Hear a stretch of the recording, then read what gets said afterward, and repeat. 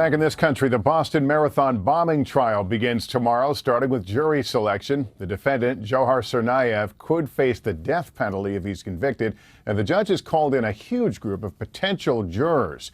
Our justice correspondent Pete Williams is at the courthouse in Boston tonight. Hello, Pete.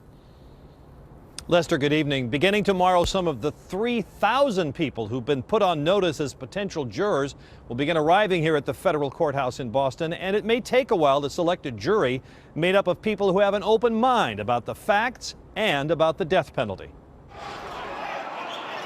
The trial begins almost 2 years since the attacks near the finish line at the Boston Marathon, an act of terrorism that killed 3 people and injured 260 others. 2 separate bombs in pressure cookers concealed in backpacks blew up in quick succession.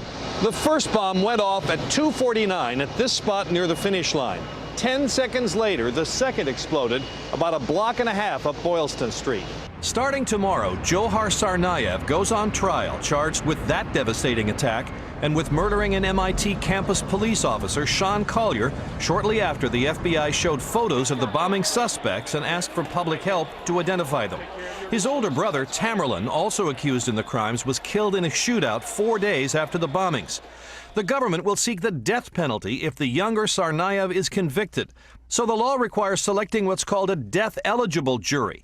Getting one, 12 jurors and 6 alternates, requires asking lots of questions to weed out those with strong views in favor or against capital punishment. We try to produce a jury that can fairly and impartially render a verdict and give a punishment that considers all options, including the death penalty and life without parole. The city pulled together after the bombings, a spirit that became known as Boston Strong, to aid the victims and refuse to be defeated. Last year's marathon drew a crowd of 1 million people to watch, twice the usual number. Now, Marty Walsh, Boston's mayor since last year, says most people in his city just want the bombing trial to be over. People just, people just feel that they know what happened on that day, and I think a lot of people already say, okay, let's just move this thing beyond so the families can have some peace.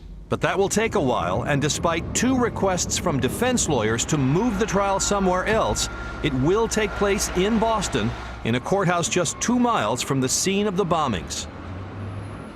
Jury selection itself may take a few weeks, and the entire trial may last 4 months or more.